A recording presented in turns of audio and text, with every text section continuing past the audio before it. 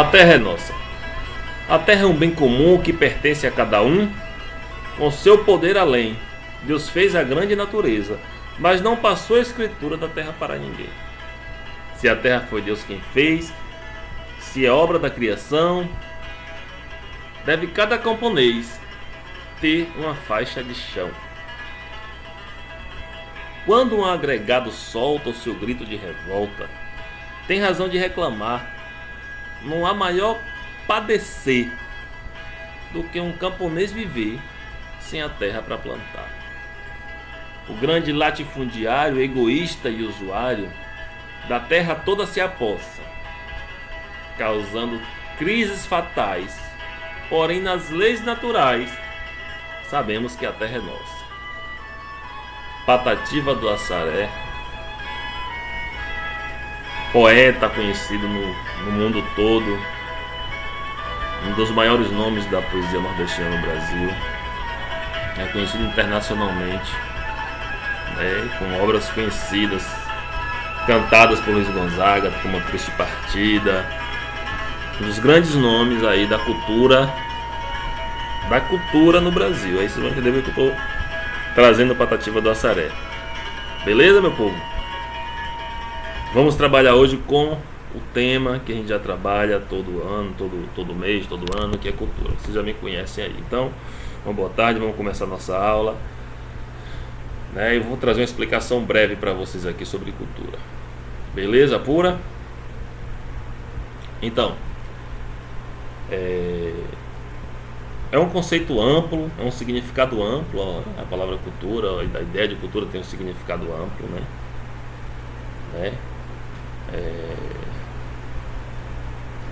Mas a gente vai trabalhar aqui com o conceito da antropologia, da sociologia, com a ideia de que é um conjunto de tradições,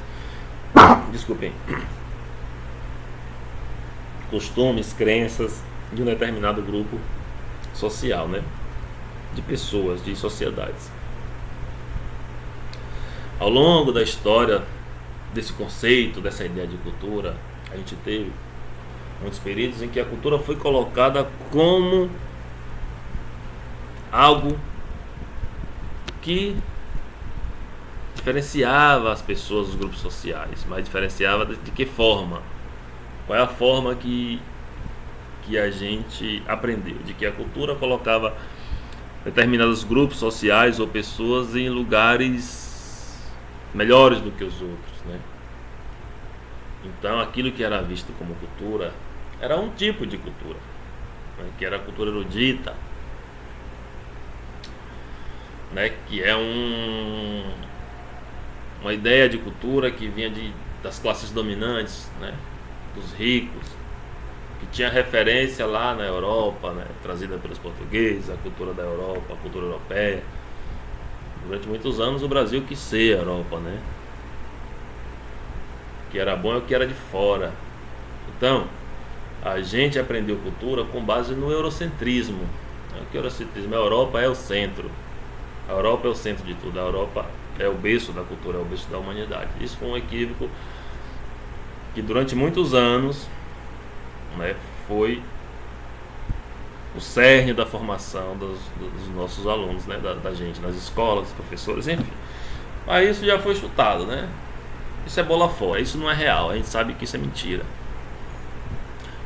A formação da cultura brasileira, ela vem, a gente sabe, de muitos povos, mas a gente vai falar aqui de nós vamos falar aqui de cultura afro-brasileira, Essa é a nossa disciplina. Então a gente vai entender, vai tentar entender e vai trazer historicamente a contribuição do índio e a contribuição do povo afro-brasileiro, dos africanos, do povo preto para a cultura brasileira.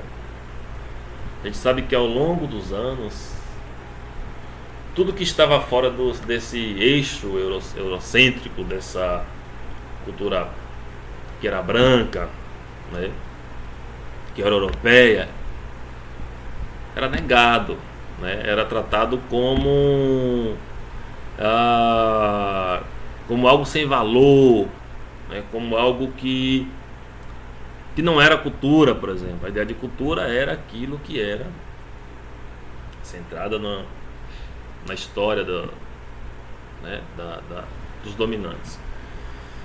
Então, a gente sabe que a chegada, a chegada dos portugueses no Brasil, a chegada do europeu,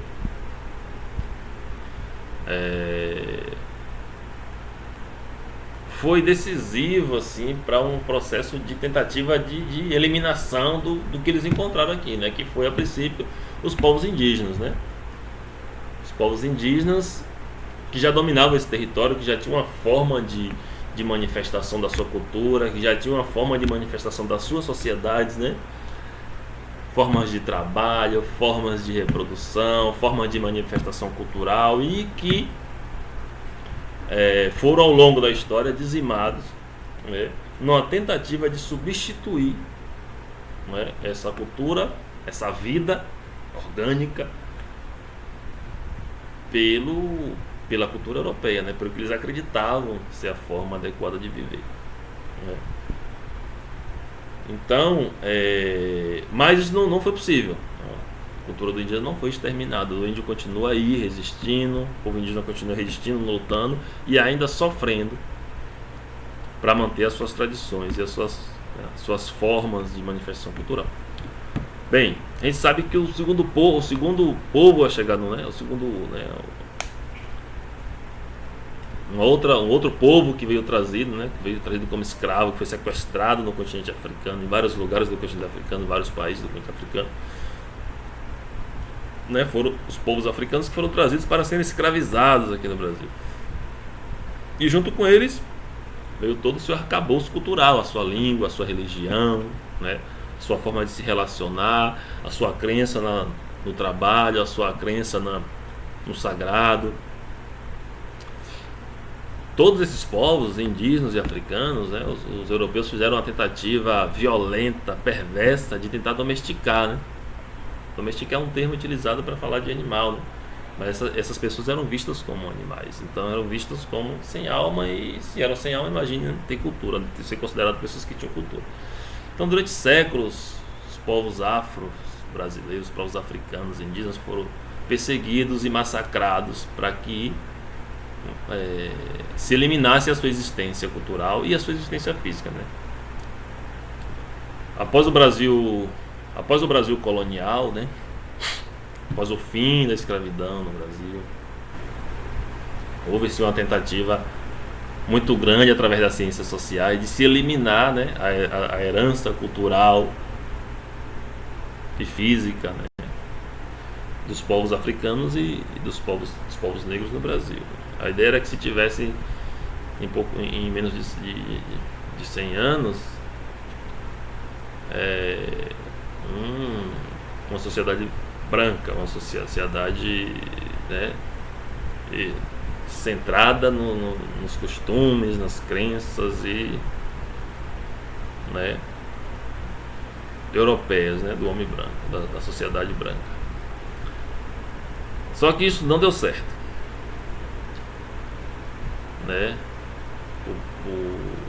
O indígena e o povo negro não aceitaram de braço cruzado. A escravidão, ela só deixou de existir por conta de muita luta do povo preto, por conta de luta dos indígenas. Então foi resistência, foi enfrentamento, não foi uma concessão do escravizador. Assim como a cultura dos povos indígenas e afro-brasileiros não foram eliminadas porque houve resistência e houve luta, né? Bem, as correntes de pensamentos da antropologia e da sociologia, por muitos anos, também defenderam essa ideia de que existia uma cultura superior e uma cultura inferior. Hoje, nosso entendimento, o entendimento da sociologia da antropologia, né, ainda é diverso, mas a gente entende hoje a gente já sabe que não existe superioridade nem inferioridade em se tratando da questão cultural. Que existem culturas, que existem costumes, tradições, religiões, culturas alimentícias, culturas nos relacionamentos sociais, cultura na forma como vê o trabalho, enfim, e que todos os povos, essas culturas são importantes, né? Então, a cultura erudita era vista como a cultura que todo mundo queria ter, né? A cultura de ascensão, né? Como eu já falei antes, que estava ligada, né, às classes dominantes. A cultura popular, por muitos anos, foi vista com preconceito, como algo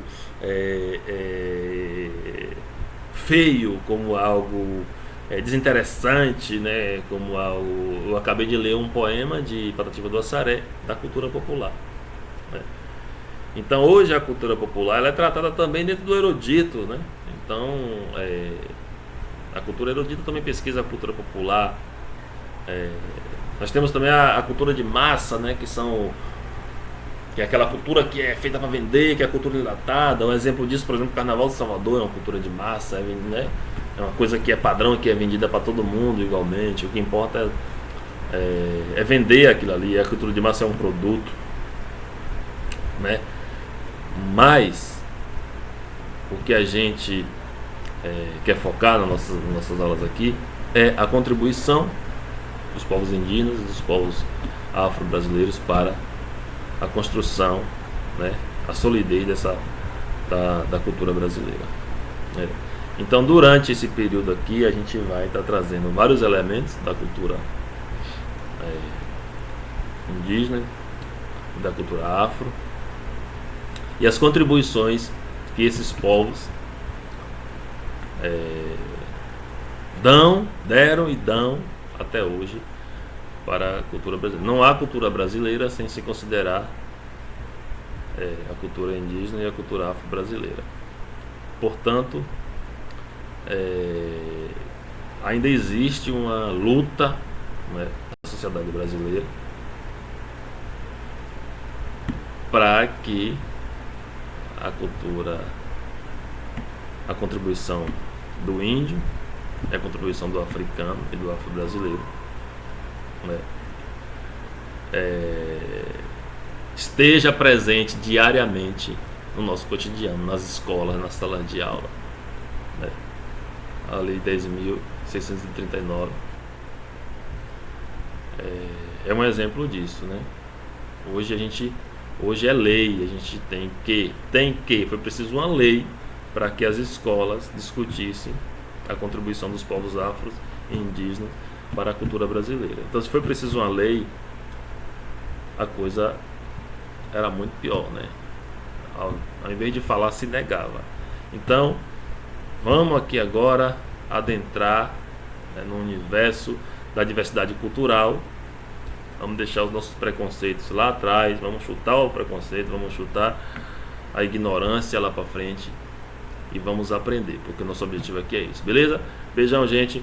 Vou estar botando um material aí para vocês olharem, e hoje tem atividade. Beijo.